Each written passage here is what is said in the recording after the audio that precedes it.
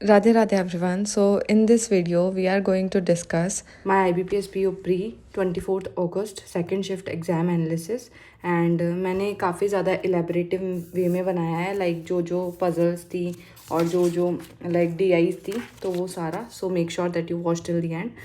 So let's start with the first section, reasoning. Reasoning के अंदर आए थे सिलॉक्स, इनइक्वालिटीज़, डायरेक्शन इसमें बहुत ज़्यादा घुमा रखा था इन्होंने. लाइक कभी वो लाइक पूर्व पश्चिम उत्तर दक्षिण, मतलब बहुत ज़्यादा घुमा के इसमें 3 क्वेश्चंस थे उसके.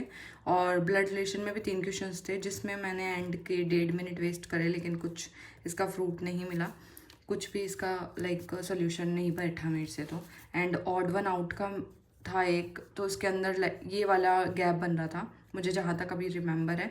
2 3 2 मतलब लाइक 2 माइनस हो रहा था, फिर प्लस हो रहा था, फिर माइनस हो रहा था, ऐसे करके कुछ था.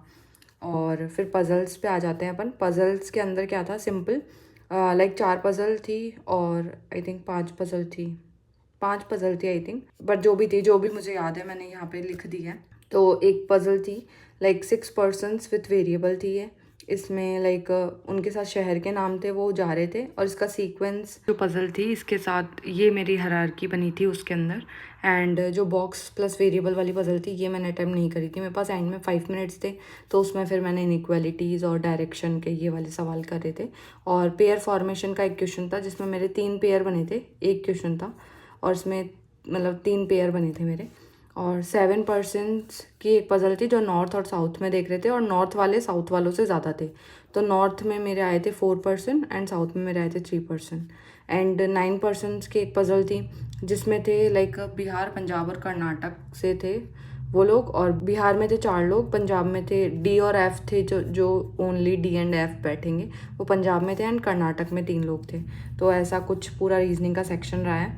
एंड रीजनिंग में I have attempted 26 question out of 35. सो इतने मेरे अटैम्प्ट हुए हैं. अगर मैं ये ब्लड रिलेशन में टाइम वेस्ट नहीं करके और कुछ बनाती तो 1-2 क्वेश्चन हो सकता था और बढ़ जाते. बाकी ये तो हर एग्जाम का होता है कि 1-2 क्वेश्चन और हो सकते थे.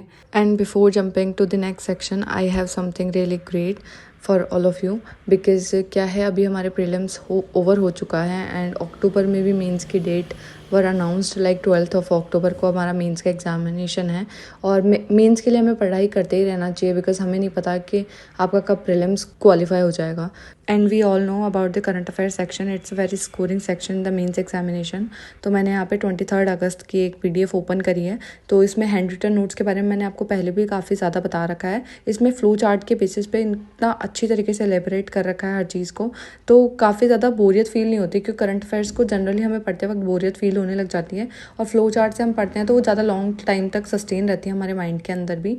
एंड उसी के नीचे है डिटेल कंटेंट वाली PDF जो आती है अफेयर्स क्लाउड की, द OG PDF. और इसमें अब इन्होंने क्या करा है, एग्जाम हिंट करके बहुत ही सुपर फीचर लॉन्च किया है जिसमें सारी न्यूज़ को ये क्रिस्प फॉर्मेट में और पॉइंटर्स में हमें दे देते हैं. और जैसे जो भी न्यूज़ है तो उसका डेटा अपन को पूरा पढ़ने का रिक्वायरमेंट नहीं है. और इससे हम एक डेली जो PDF हमको पढ़ने में 1 आवर और समटाइम्स 1.5 आवर भी लगते थे, तो इससे हम बहुत जल्दी और कम टाइम में सारा डेटा एक्सट्रैक्ट कर सकते हैं और इसके हम नोट्स भी बना सकते हैं अगर हम बनाना चाहें तो. वैसे ये एग्जाम हिंट आने के बाद आई डोंट थिंक सो हमें नोट्स बनाने की रिक्वायरमेंट है. And the coolest part about this is topic wise weightage analysis. Because इसके अंदर मई 2024 से लेकर जुलाई 2025 तक जो भी एग्जामिनेशन हुए हैं उसमें कौन कौन से सेक्शन से कितने अमाउंट का करंट अफेयर्स आया है, लाइक उसका वेटेज क्या था. लाइक नेशनल अफेयर्स का सबसे ज़्यादा था, देन बैंकिंग अवेयरनेस का सबसे ज़्यादा था. तो ये सारा उन्होंने दे रखा है और साथ ही साथ जो टॉपिक हमारे लिए इंपॉर्टेंट है वो भी हमें गिवन है. और इसमें सिर्फ रीसेंट ईयर्स का ही लाइक डेटा एक्सट्रैक्ट करके गिवन नहीं है हमें, लाइक 2022-23 का भी गिवन है, उससे पहले 23-24 का भी गिवन है. And it's a golden time to prepare for the current affair section. So use my coupon code for the extra 10% discount, HOPE10. मैं यहाँ पे स्क्रीन पे शो कर दूंगी. Now move to the second section which is English. English के अंदर आया था RC जिसके अंदर से 8-9 क्वेश्चन थे और ये था फेक ब्रांडिंग के ऊपर कि जैसे आजकल हमको like fake product, fake branding दिखाई जाती है, काफ़ी ज़्यादा चमक दमक दिखाई जाती है, इसके ऊपर था मतलब. और इसमें 2 कंपनीज़ का लाइक जिक्र था जो बताते हैं कि ये फेक प्रोडक्ट्स हैं एंड ऑल. एक तो ट्रू आउट करके था, एक था ब्लू टिक, मुझे जहाँ तक रिमेंबर है। एंड एरर के question was super easy, because जैसे होता है ना लाइक 2 के आगे थर्ड फॉर्म का यूज़ नहीं होता है, 2 के आगे हमेशा फर्स्ट फॉर्म यूज़ होती है, इस टाइप की एरर थी।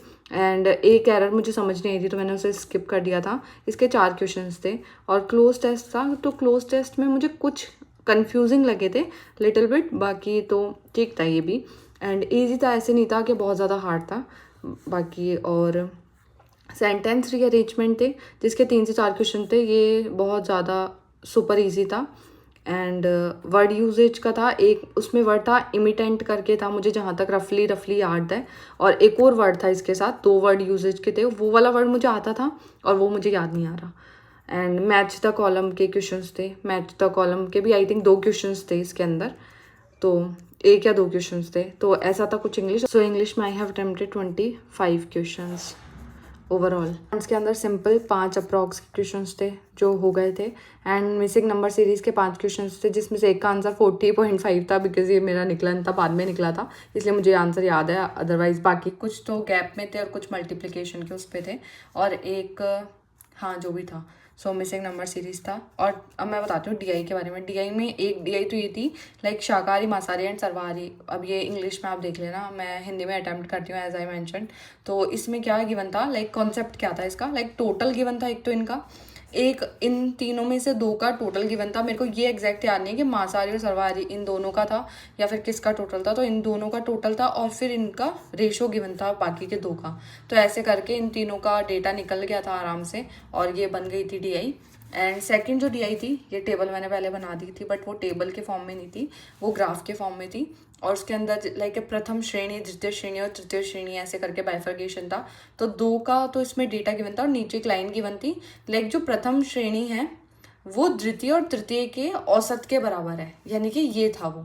तो ऐसे इन दोनों की वैल्यू निकल के और थर्ड की वैल्यू फाइंड आउट हो जाती, लाइक फर्स्ट का ट्वाइस होके सेकंड को माइनस करके। तो ऐसे तीनों का डेटा एक्सट्रैक्ट हो गया था और फिर उसके मैंने क्वेश्चंस कर लिए थे। और इसमें आई थिंक 5 या 6 क्वेश्चंस थे, जिसमें से मैंने एक स्किप कर दिया था वो क्योंकि वो काफ़ी ज़्यादा बड़ा क्वेश्चन था। तो ये था डीआई, तो 2 यही थी। एंड इसमें केसलेट नहीं थी आई थिंक मेरे पेपर में, हाँ केसलेट नहीं थी। एंड Q1 Q2 थे, तो उसमें से एक कर लिया था मैंने और दूसरा भी मैं करने वाली थी, लेकिन फिर मुझे समझ नहीं आया तो मैंने फिर वो स्किप कर दिया था।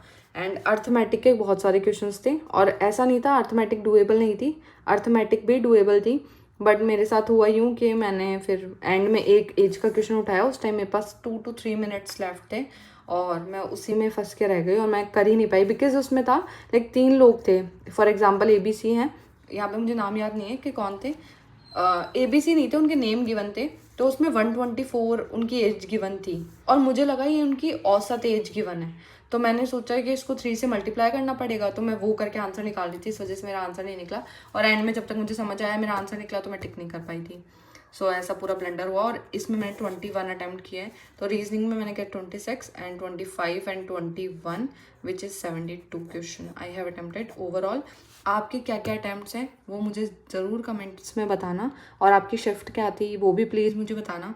शिफ्ट वाइज लाइक एनालिसिस हो जाएगा उससे पूरा।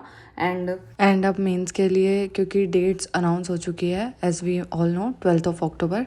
सो let's prepare for the mains examination. And आप कैसे प्रिपेयर करोगे वो भी मुझे ज़रूर बताना। सो या that's pretty much it for today's video. If you like this, then don't forget to like, share and subscribe to the channel. I'll see you super soon. Till then, keep studying and keep working hard. Radhe Radhe.